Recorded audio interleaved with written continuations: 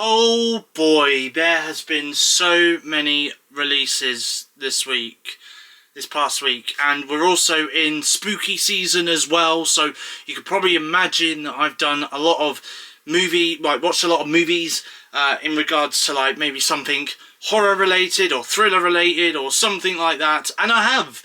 Anyway, listen, I'm going to start this episode of the movie wrap-up, okay? But before I actually go into any reviews for the movies that I have watched this week, I kind of want to give you my initial thoughts on Joker 2, or Joker Folie à Deux, as it is also known as. Now, I've not seen the movie, but let's just dive into it for a few minutes, okay? Because I want to give you my thoughts on it, despite the fact that I've not actually seen the film. But anyway, let me give you my initial thoughts on the film, okay? And then I will go through all the reviews of movies that I have seen this past week on streaming and stuff like that, okay? So anyway, roll the titles. You're watching Steve's Movie Wrap-Up, episode 47, right here on my YouTube channel, Steve Official. The first movie we'll be talking about in this episode is Joker 2, or as it's also known as, Joker Folie à Deux. Now, despite the fact that I have actually got the poster here as well next to me, I'm literally just going to give you some initial thoughts on Joker Folie à Deux without watching Joker 2, or Joker Folie à Deux as it's known. So Joker Folie à Deux has got Joaquin Phoenix as Joker. Obviously he played Joker / Arthur Fleck in the first Joker film. He's back to reprise his role as Joker in this film, or Arthur Fleck.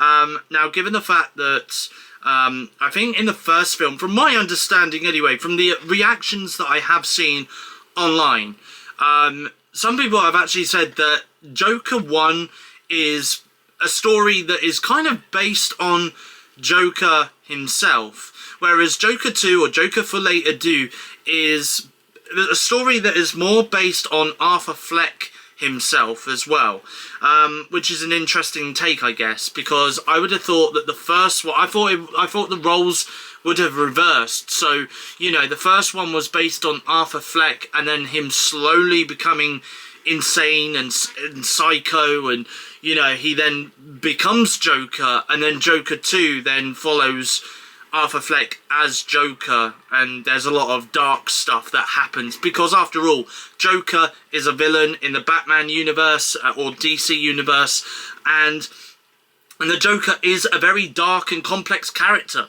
But speaking of that though, what I will say is I have seen so many like reviews online, and it's not just from critics, it is also from general audiences who have gone to see it. Now, some people have said that this movie isn't as bad as what some people are making it out to be, which is true. I feel like sometimes, you know, with movies like this, they do tend to kind of join the bandwagon to go, that movie, yeah, terrible, absolutely awful, and it's just based on other people's thoughts, and they kind of just think, let's trash all over this movie. Like, this is bad. This is a bad movie.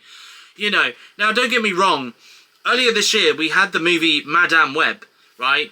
Now, Madame Web, to me, was god-awful. And a lot of people agree the movie to Madame Web was absolutely god-awful. It was trash. And it is a movie that I have seen the once, and I won't watch that movie ever again. In all seriousness, you know, I'm going to dive into spoilers here, but spoiler alert, in that movie, the villain dies by being crushed by a Pepsi sign. Like, literally, that... Anyway, look, we're not talking about Madame Web, okay? But, speaking of Madame Web, actually, obviously, there is a thing called Cinema Score. Now, with Cinema Score, obviously, it kind of gives a rating from A+ to D, or maybe even an F grade, depending how bad the movie is. Obviously, A+ means the movie is brilliant, fantastic, definitely go watch it, you know, that's the kind of grading. An F, terrible movie, don't even bother to go and see it. So, Cinema Score earlier this year, they gave Madame Web a C+, right? Now, another movie that's come out recently is Megalopolis, which stars Adam Driver. Now, I like to also know it as Megaflopolis, because it's not really been doing really well at the box office worldwide. So for me, I like to think of it as it's a flop, therefore Megaflopolis. Anyway, the cinema score on Megalopolis is a D+, which is more positive than the score that Joker Full A Do got recently, which is a D. So, yeah. So honestly, it just kind of shows that a lot of the general audiences out there don't like Joker Full A Do. I think some people genuinely are going, we hate this movie, because they're jumping on that bandwagon where a lot of people hate the movie, so they think they should also join the bandwagon and go, I hate this movie. You know, but there might genuinely be people out there who don't like the film. Again, like I mentioned, and it's going to be very quick now because I do need to wrap this up so I can talk about the movies that I've watched this week. But what I do want to say very quick on this is the movie also does star Lady Gaga as Harley Quinn. I think that's her name. Other people online are saying that her name is Lee, so I don't know. But anyway, the thing is, I saw a clip just literally a day before the film came out in cinemas. There was a high-definition clip released online by Warner Brothers, and it was basically Arthur Fleck's, Joaquin Phoenix's Joker on stage doing a TV show or something like that, and he was basically dancing to Lady Gaga's Harley Quinn, or Lee, or whatever her character's name is in this film, and she's literally there singing. Now, given the fact that, you know, I feel as though Lady Gaga's Harley Quinn, there's not really been a lot of effort put into the character. Like, honestly, it sounds like Lady Gaga, it looks like Lady Gaga, and in all honesty, like, it just, to me, it just felt like I was just watching Joaquin Phoenix's Joker vibing on stage doing a TV show in the movie, and just vibing to Lady Gaga's music. That genuinely is how it did feel like to me. Again, I can't really give you like my full review on Joker Full A Do because I've not actually seen it yet in cinemas.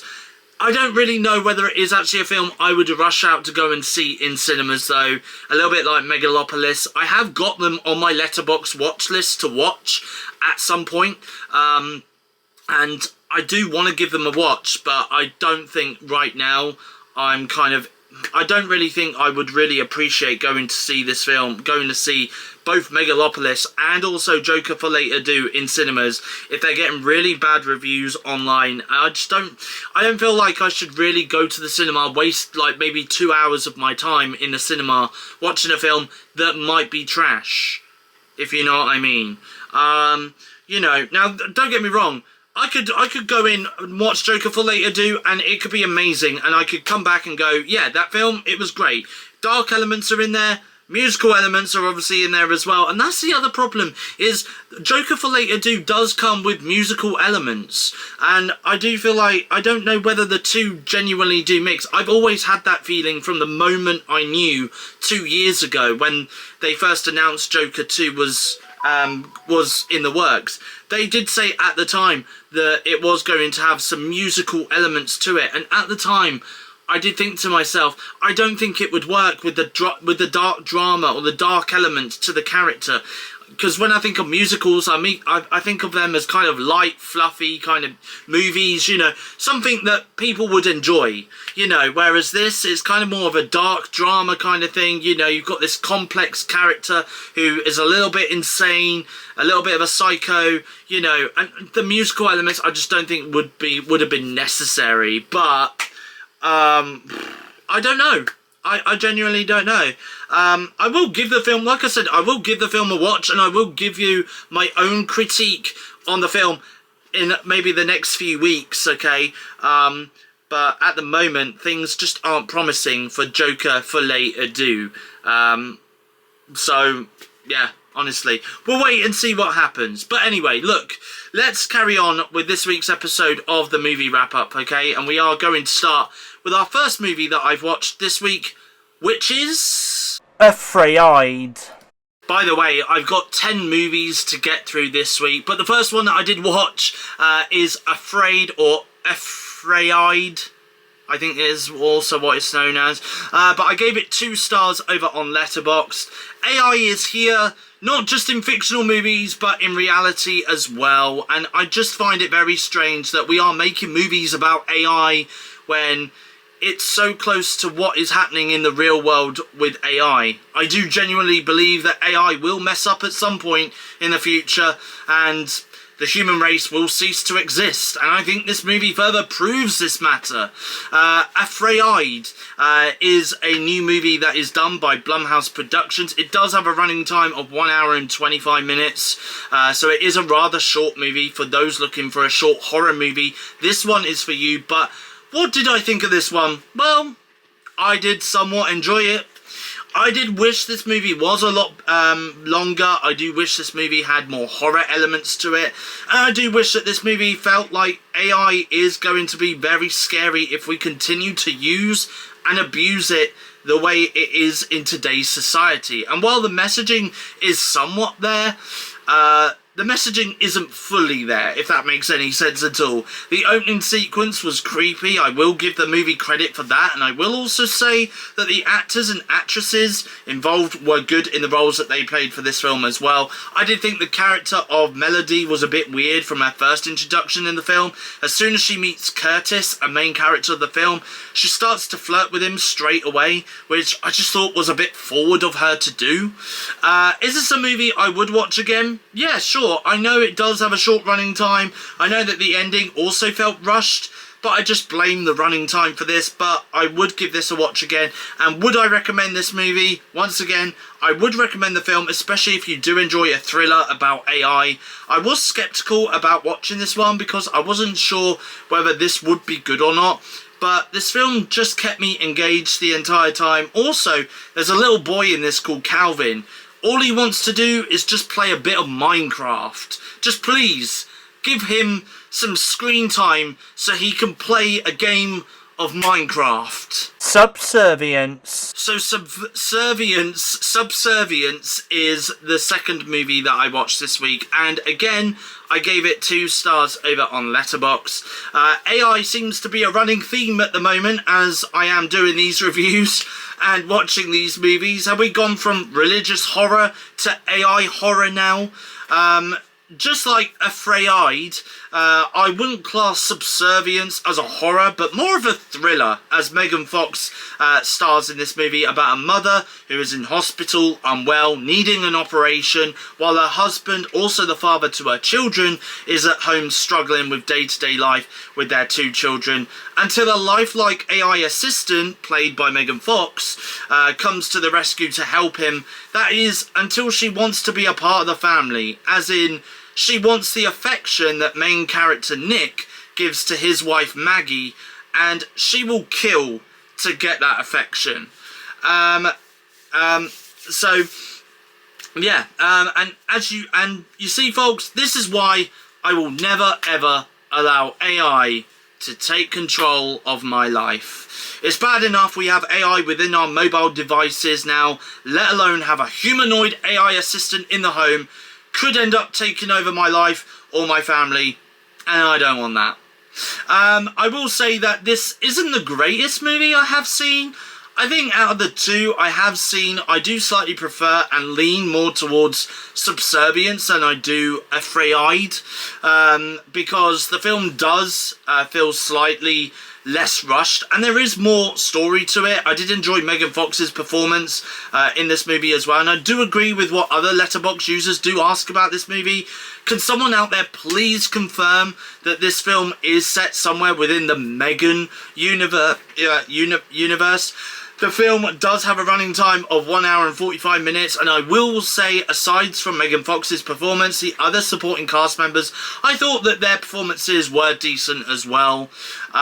Is this a movie that I would likely watch again? I do think so, to be honest. I did still enjoy this movie, but I don't think this is one that I will rush to watch again very soon. However, and is this a movie I would recommend people to watch? It is. As even though it is more of a thriller than horror, I would still give this a watch, even if it is just the once that you see it. To be honest, this movie would also work very well as like a double feature to either Megan or Frey-Eyed. You know, I do feel like it could work as well as a double feature to a movie like that in some way. But if you are looking to watch Subservience, though, it is now available to buy and rent on digital platforms globally. The Front Room. So I did watch The Front Room as well, which I gave 2 stars over on Letterboxd. So I have seen The Front Room. I don't think this is a movie that I had high up on my watch list, and the trailer didn't really interest me that much, but I still decided to give this film a watch. So what are my thoughts? I saw a Letterboxd user compare this movie as The Visit meets Rosemary's Baby. Now, excuse me, so sorry. Now, while I have seen The Visit, I haven't seen Rosemary's Baby, and I didn't really enjoy watching The Visit when I first watched that movie about a year ago.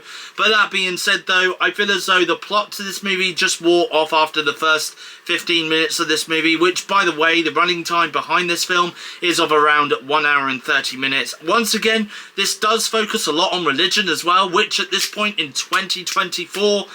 I have had enough of religious horror. Just please let the religious horror movies come back sometime in 2025. Just no more for this year, I beg. There's also a lot of piss and shit featured in this film as well, which is so disgusting.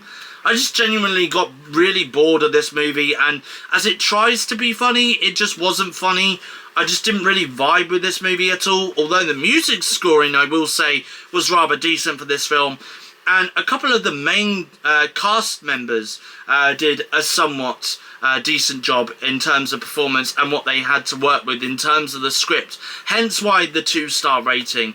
But is this a movie that I will see again? Given that I have said in this review that I found it rather boring and didn't vibe with this movie at all, I really don't think I could watch this again. But is this a movie that I would recommend?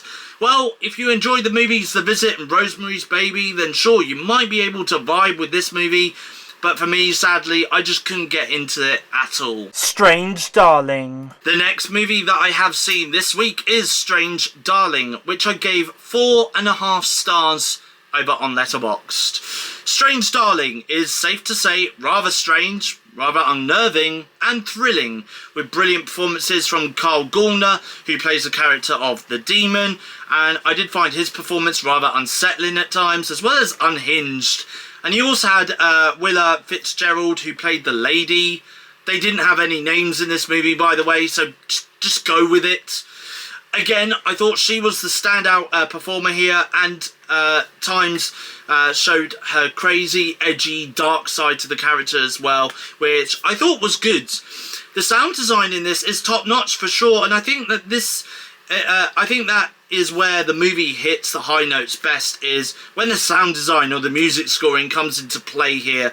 I wouldn't class this movie as a horror, but I would class this as a thriller, more of a cat and mouse chase thriller. I always enjoy those kind of thrillers. I know there has already been a cat and mouse thriller released in the last couple of months in the form of M. Night Shyamalan's Trap. But out of the 2 movies, I would say that this is the best thriller that I have actually seen this year. It does keep the viewers engaged. The film is broken down into 6 chapters, which I would suggest definitely pay attention to those 6 chapters, because the story is not told in chronological order. The chapters are all over the place, and some chapters end up getting revisited again later in the movie. At first I did think this was going to be an issue and it was going to get all rather confusing, but I didn't find this confusing at all. The movie does have a running time of 1 hour. 1 hour and 37 minutes, and when all 6 chapters are told, there is even an epilogue at the end of the movie with a really long shot to the end of the film, on which I won't say what it is because of spoilers, but I do love the way how it stays on that one shot for a while and then slowly fades to black and white. Is this a movie that I would recommend people to watch? I definitely do think so. I think this is a brilliant thriller, and I have before seen so many people give this movie so much praise, and now I can understand why. And is this a film that I would happily rewatch again? Yeah, I definitely think so. And also, I should point out, in terms of positivity for this film, a shout out to the lighting team, because this film had some great use of lighting in here as well, which I really did enjoy a lot. Salem's Lot 2024. So the next movie I did see this week was Salem's Lot, which I gave 2 stars over on Letterboxd. I have seen the original Stephen King movie, which had a running time of 3 hours, which was released back in 1979. But I believe back then it was classed as a mini-series, which was separated into 3 one-hour parts. Which then got later added together to make a 3-hour special or 3-hour movie. And while I do remember some parts, this movie did remind me of some of those scenes from the 1979 movie. This did feel a tad messy in places, and with the running time being short, with the running time coming in at 1 hour and 54 minutes, it does definitely feel like a lot of it had been chopped out.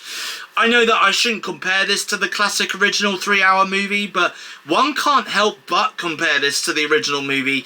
I did love the fact that they didn't modernise this too much. Sometimes when they do remakes of classic movies like this, they tend to modernise it and have the use of today's technology in those films. I'm talking smartphones, computers, tablets, etc. But with this film, it didn't do that. It kind of felt like a movie that was set in the 70s. There's a kid in this actually who does his research on vampires, and to get all the info he needs to know on vampires, he does his research through the use of comic books. You see, if this movie really was modernised, the characters would have used a laptop or computer and maybe asked Google how to defeat a vampire. So I will give credit to this movie for keeping things rather nostalgic in that sense. This does feel like, sadly, this is a straight-to-streaming movie, unfortunately, and it does kind of make this movie look like it was done on a cheap budget. We got to see the design of the vampire so early on in the film, probably within the first 20 minutes of the film, whereas with the original, we didn't see the design of the vampire until like the last 30 minutes of the movie. It just kept the suspense going, whereas in this film, the suspense had just disappeared. I did enjoy the eeriness of this movie, and the music scoring was great. There was some good use of cinematography in here as well, which I can't complain about. I just wish that the characters were more developed, and I wish this movie had more of a longer running time, just so that the story could be more fleshed out, and also for us to see more action on screen rather than it being said within the dialogue. I do enjoy a Stephen King movie based on one of his novels, and while I did somewhat enjoy the original, I think it is safe to say that I do prefer the original than this version of Salem's Lot. I will also say that at times I genuinely feel like I was watching an extended episode of Stranger Things. It was just the vibe that I was getting from this. And while I do enjoy Stranger Things, don't get me wrong, but it's just how I felt watching this movie. Even though the cast members I have never heard of, or at least seen in other projects that I am aware of, I did think they did do a semi-good job in the roles that they played in this film. Is this a film I would recommend? Well, if you like vampire movies, then sure, give this a watch. But I wouldn't say rush to see this film though. And is this a movie that I would happily rewatch again? I personally don't think so. If I was to revisit Salem's Lot again, then I will probably likely rewatch the original again rather than the remake. House of Spoils. The next movie I have seen this week is House of Spoils, which I gave 2 stars over on Letterboxd. I feel as though there's a running theme this week where there's a lot of movies that I've just given 2 stars to, but there we go. Anyway, to begin with, right, here's a quote from the film itself, which is, "Leave me alone, you fucking witch." It is literally a line from this movie that I will remember. It could just become an iconic line that I will always remember from this movie. But House of Spoils has recently released over on the streaming service Amazon Prime Video globally, and it was produced by Blumhouse. You know, I remember a time when I used to love Blumhouse horror movies that they made, but sadly for me, this just didn't taste good. See what I did there? It's almost like Blumhouse saw the film The Menu a few years back, starring Anya Taylor-Joy, went to the drawing board and thought to themselves, how could we do our own horror movie but use food as a term of horror? And for me, this didn't work at all. However, it's not all bad, as well. I do kind of want to go back and rewatch The Menu again. Haven't seen it since it came out in cinemas. There was some decent things that I can appreciate from this film, which is why I have given it the 2-star rating. First of all, what I can appreciate from House of Spoils is the fact that we have Ariana DeBose as the lead and standout performer in here, and I do feel as though she is becoming a rising star with all the films she has been in recently, which is great to see. I do think that some of the other supporting cast members in here did a somewhat decent job in the roles that they played as well. The other thing that I can appreciate from House of Spoils is the sound design and the music scoring. It does have its eeriness and creepiness to it, which I did enjoy from this film. And I will also say some of the cinematography in here was also really great. And some of the shots used in this film was great to see. The movie does have a running time of 1 hour and 42 minutes. Some Letterboxd users have said in their own reviews that this is like the Bear TV series, but except make it haunted. And even though I haven't seen The Bear, but I do know it's about a chef and is set in a restaurant like this movie is, and I do agree that that is what this movie technically is. But given that I actually haven't seen The Bear before, I don't really know whether this does work for House of Spoils or not. I'm going to say it doesn't, because I do know that The Bear isn't in any way a horror and more of a comedy series. Would I watch House of Spoils again? I don't think that I would, to be honest. I am glad to have seen it, but for me, I think it's just one of those films that I have seen the once and won't see again. Is this a film I would recommend people to watch? Well, if you enjoy your food, then sure, I guess give this one a go, but I won't rush to see this one. I think there are better movies to be watching this spooky season than seeing House of Spoils. House of Spoils is now streaming over on Amazon Prime Video globally. Hold your breath. So hold your breath, which I'm not going to do, by the way, because I could pass out, is another movie that I did see this week, and I gave it 2.5 stars over on Letterboxd. I have watched Hold Your Breath, which was originally titled Dust. I have actually had this movie on my Letterboxd watch list for a very long time, since this movie went into production. I've had this movie on the watch list for, but Hold Your Breath stars Sarah Paulson, who is an actress most commonly known for portraying roles in the horror series American Horror Story. There is something in the back of my mind telling me she was also in the Netflix original movie a few years back, Run Rabbit Run, or am I thinking of a different actress entirely? I'll get back to you on that at the end of this review. But what did I think of Hold Your Breath? Well, it wasn't breathtaking, I will say that. The only thing that did take my breath away from this movie was Sarah Paulson's standout performance as the lead in this movie, which I thought was great.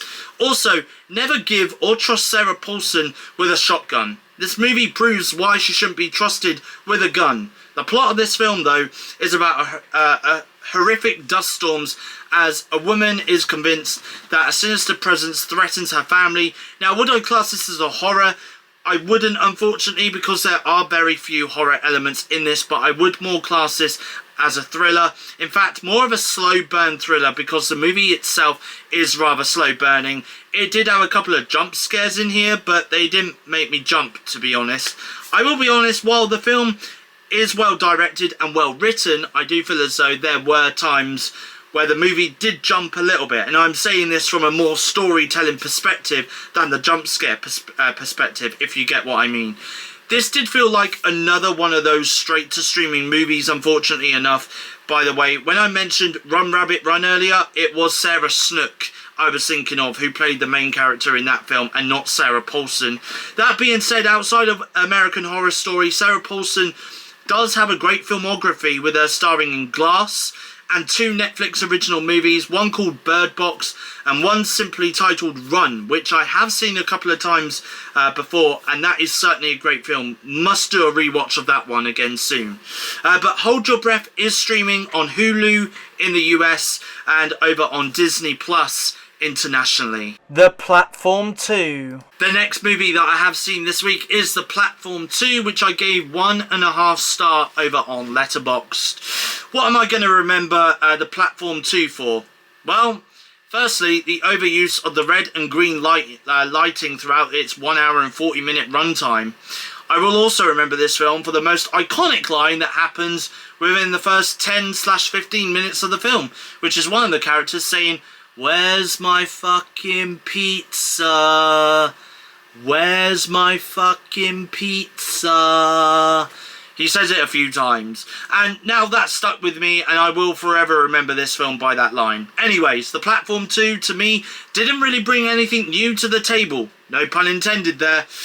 If you have seen the first one, then you'll know what I mean. But that being said, though, the music scoring was somewhat decent, I guess, but this wasn't as thrilling as the first one was. It's taken them 4 years to make this movie, with the first Platform movie dropping on Netflix back in 2020, which is ironic because the movie is about prisoners, and of course, back then, we were, in a way, imprisoned in our own homes due to a pandemic back then. But let's carry on with this review, and in all seriousness, the film did bore me at times and make me just feel rather uninterested in the characters and the movie itself.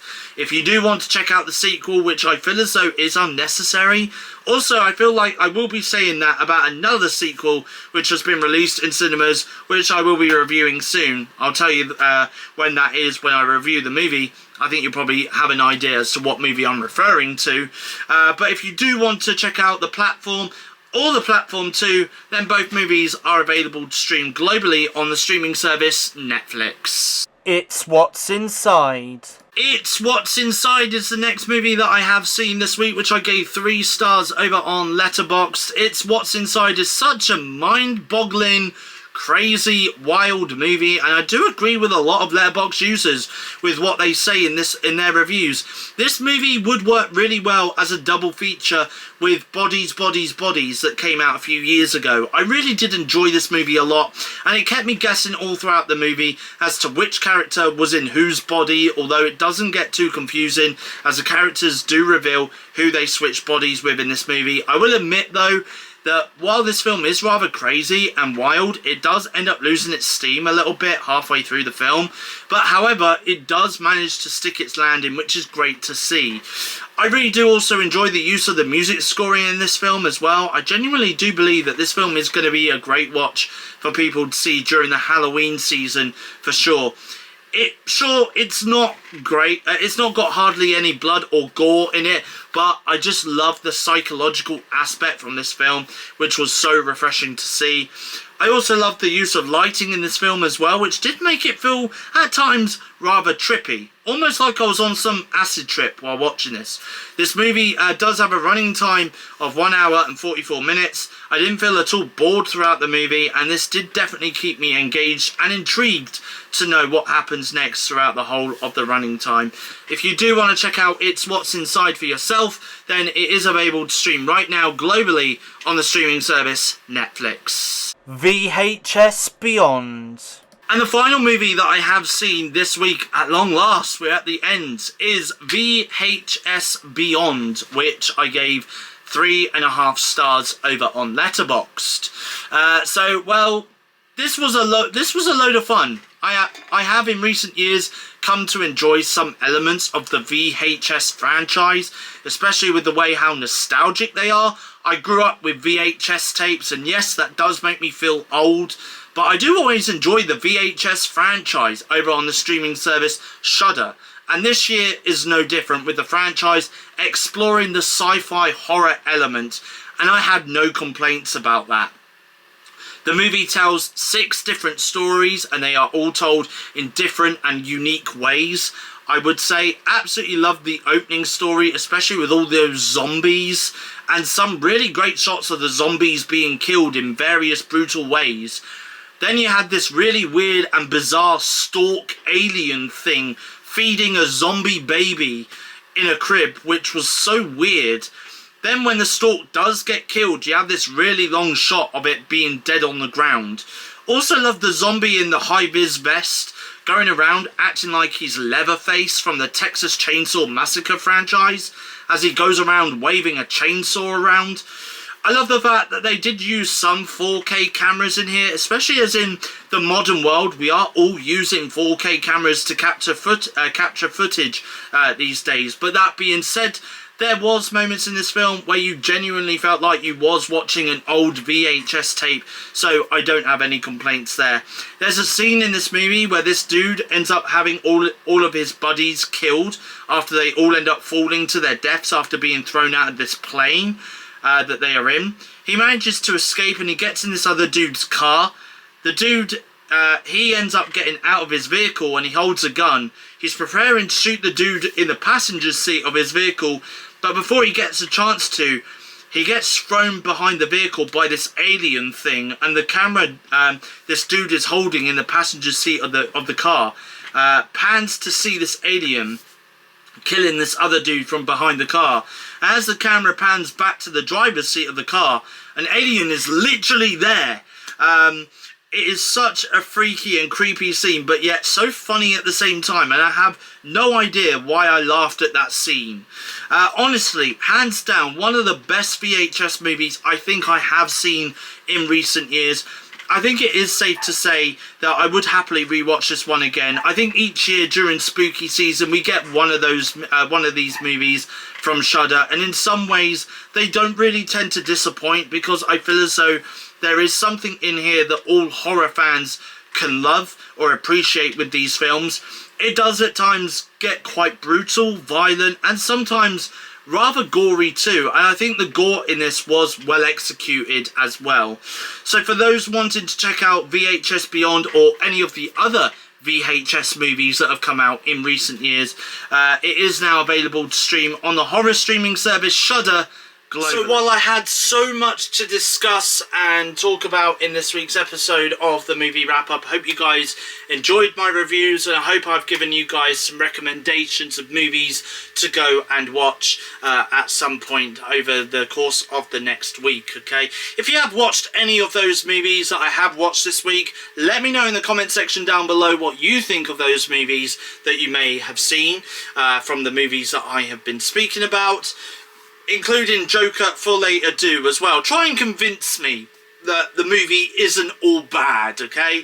Because from the reaction I'm seeing online, some people are saying, oh, it's not as bad as what people are making it out to be, and then there are other people who are in that bandwagon going, this movie is terrible, don't go and see it, guys. Let me know in the comment section if you've watched Joker for Later Do. Let me know whether it is a movie that you think that I would enjoy. Also, let me know in the comment section down below what you guys have been watching this week, whether it's old, new, on streaming, in cinemas, on Blu-ray, DVD, maybe even an old VHS tape, okay? Let me know in the comment section down below what you guys have been watching this past week. And as always, feel free to give this video a thumbs up, leave a comment in the comment section down below, and hit that subscribe button if you are new around here and you like what you see to become a Stevo. So your next YouTube video is out tomorrow, Monday the 7th of October 2024 at 4 PM UK time. It's going to be my next episode of the weekly vlog. Hope you guys can tune in for that, but until then, it is goodbye. Thank you for watching. I'm off to continue spooky season and watch more horrors and review them in my next episode of the movie wrap up, and I will speak to you guys again in my next YouTube video.